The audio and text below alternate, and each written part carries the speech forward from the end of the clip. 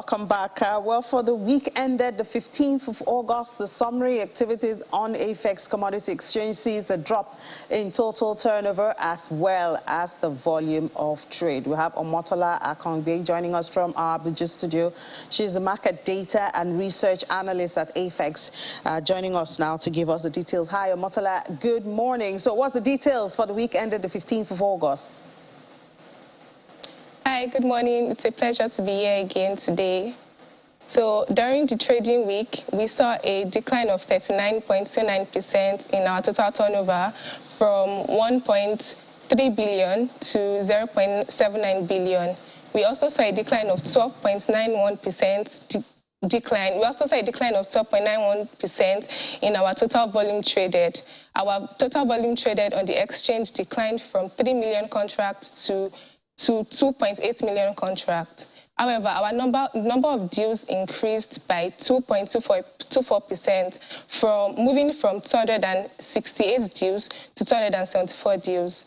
The AFEX Commodity Index, the ACI, declined by 1.55%, moving from 451.21 points to 444.22 points.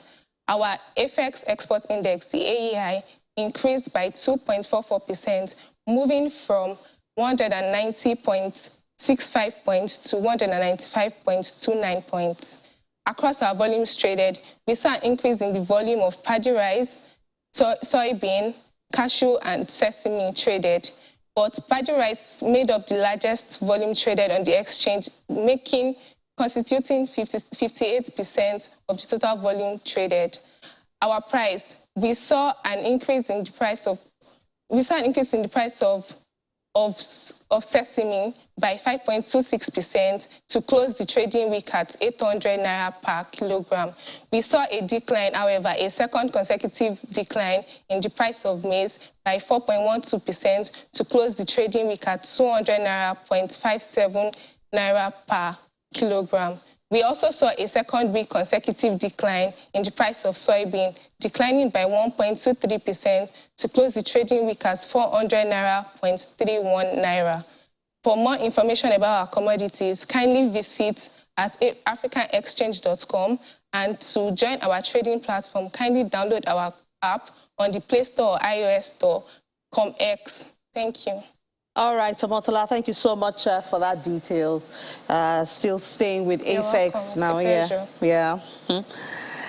Still staying with AFEX now. We're talking climate change, and we know that that's a hot topic around the world. It's been on for a very long time, and now we want to see how it's negatively impacting food security in Nigeria. Some people think that Nigeria is immune to climate change, but not so.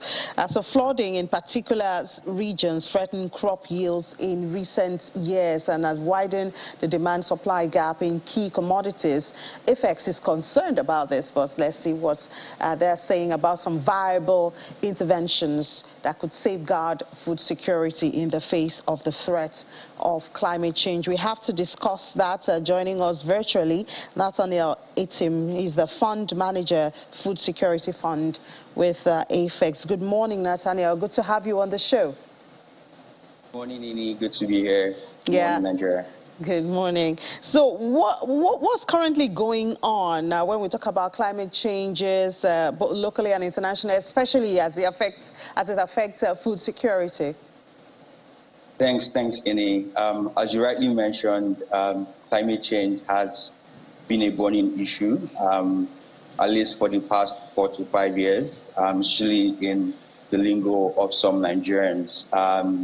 In fact, I vividly recall being a student in university and having a lecturer try to convince us as electrical and electronics engineering students to be at the forefront of helping to provide greener energy solutions.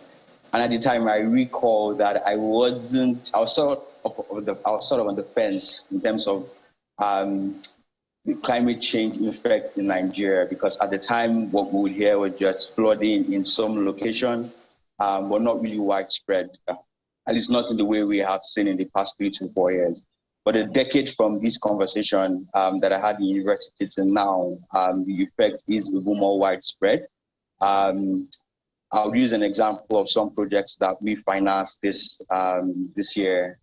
So finance a project in Jigawa for rice production during dry season, just to begin to help commercial production both in dry season and wet season. And what had happened is that towards the ending of the harvest, in spite of analysis and anticipation for rain to come at a later time, it did come earlier, and close to 90% of the field that was cultivated was lost. Now, of course, we're going to be made whole by insurance, but it does speak to the realities that we face now. In a global context, if you just spend a few minutes watching CNN or Bloomberg, you hear of issues with low water levels, even affecting Germany now when it comes to inland operations. You hear of wildfires. In fact, there's some reports from UK where farmers are already giving warning signs of a possible wildfire that could come even from the combined harvester when harvest process is going on. So this risk is clear for everyone to see now. I think there's less argument about the impact. Even the impact on tourism is clear. You have Lake Grada in Italy that's experiencing lowest levels that they have seen in years. And so there was a story a few days ago of a couple who had gone there a year before and then went the next year, only to find that some under rock were now being seen. Again, effects of climate change. I think globally we are seeing the effect. Yeah, we're seeing the effect. I mean, a lot of people in Nigeria even have lost their lives, their homes due to flood. And this is all part of it. I remember the last rain in Lagos, you know, some people did lose their lives, and it's all because of flood, obviously connected to climate change. But how does this change the food security agenda in Nigeria? I think fundamentally it does mean that we must be very aggressive with solutions that are effective. I think for the past 5 to 7 years, we have seen more solutions from good government and non-governmental and private institutions.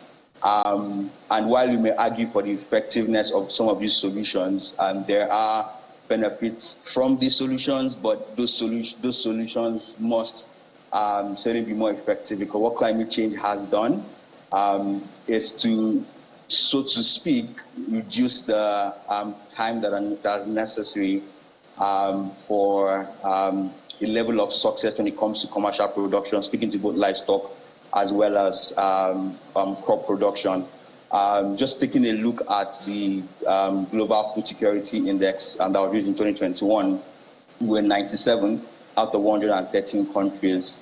And if you put in context that by 2050 we would have double the population that we have today, it is clear that there is a potential food security crisis if we don't immediately take effective actions.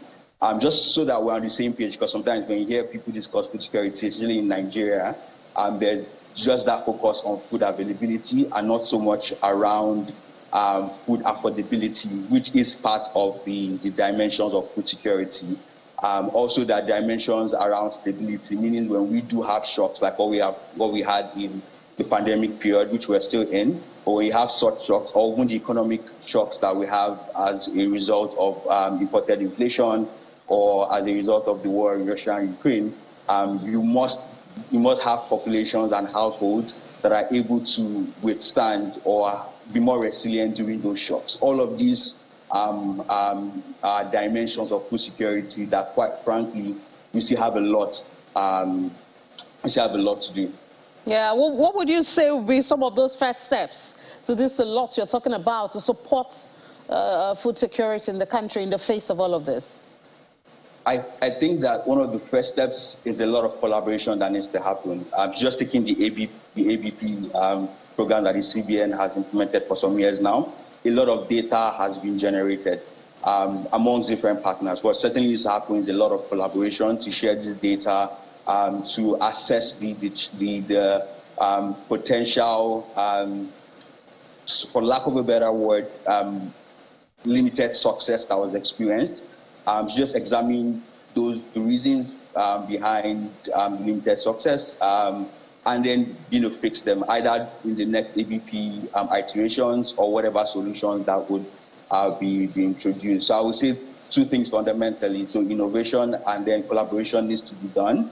But in addition to that will be education. I think that we have to evaluate the way we educate both the farmers as well as other ecosystem players in order to ensure that we can have the effective solutions that we require. And I know AFEX is active in this. What are you doing? So in addition to the solutions that people already know that we do, so solutions around access to market, access to capital, access to infrastructure solutions for smallholder farmers, what we're doing that people may not be aware of is that we have started to identify certain farmers who can cultivate between 4 hectares to 50 hectares and even more. And there are a handful of them. At least you can find close to 50 to 100 of this type of people. And so what we're doing is to essentially not necessarily handhold, but closely work with them to see how we can build them into enterprises, not just the agribusiness that we know now, but scalable, impactful, and profitable enterprises that will better prepare us even as we see more effect of negative climate change. All right, Nathaniel Etim, thank you so much for that. We do wish more work. We want more work from AFEX, in spite of what you're doing, of course, because food security is top on the list when it comes to the basic needs of man, not just in Nigeria. So thank you and enjoy the rest of your day. You too. Bye. All right, so that takes us to a break. Now we still have the markets waiting for you. That'll be after the break. We'll find out, that pleasant close that the equities gives us once in a week. We had it yesterday. We'll give you the details and much, much more after the break. This is Business Morning on Channels Television.